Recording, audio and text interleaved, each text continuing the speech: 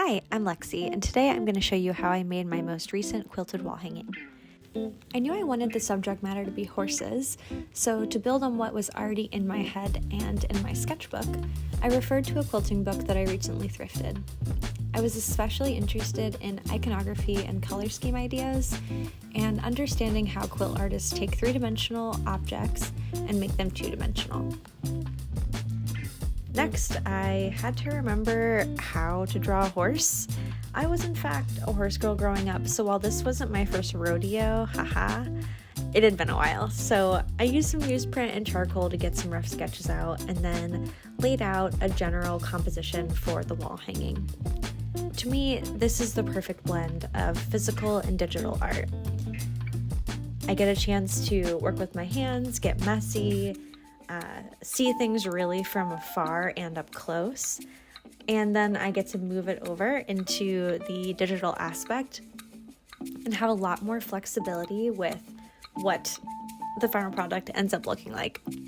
So I photographed the charcoal piece and brought it into Procreate, and then, as you can see, just messed around. I messed around with the color scheme and just tried to decide what I was going to be having as my final drawings.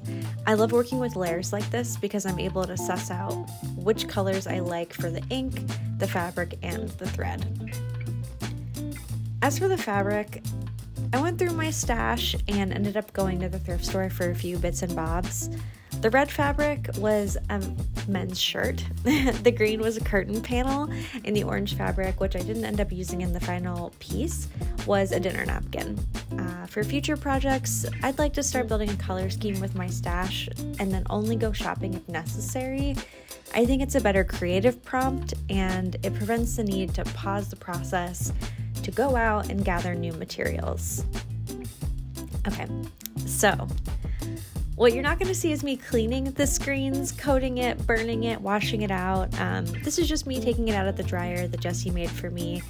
I burned all three of the final images that I created, which was the horses, the flowers, and the stalk of wheat. And now it's ready to print. So I used one screen for all three of these designs, and you'll see as I'm printing that I have got all the other designs taped off while I start working with the horses. I did a test print on newsprint paper and then printed a few versions of the final on fabric so I could have a couple of different options. I was using this fabric with a gradient on it, so I wanted to make sure that it was going to look exactly how I wanted in the finished piece. After all of my prints were dry, I played around with the composition of the final design. As you can tell, things changed quite a bit in this process.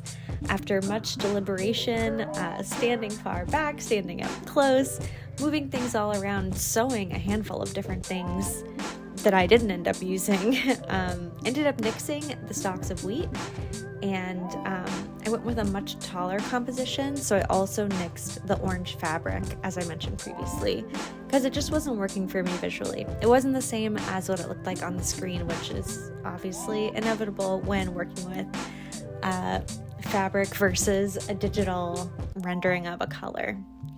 I was in a creative wormhole during the quilting process and didn't film any of that, so just imagine me piecing these things together on the machine and then quilting everything over. I experimented with some new stitches on my machine and really tried to capture that movement with the squiggly stitches across the middle of the composition.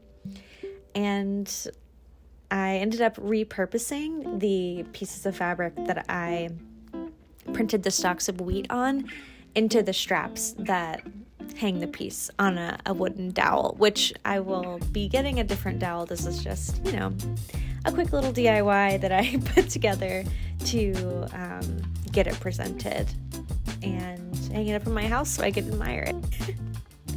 Thanks for checking this out, and I appreciate your time, your attention, your consideration of my process, and I hope to see you again here soon.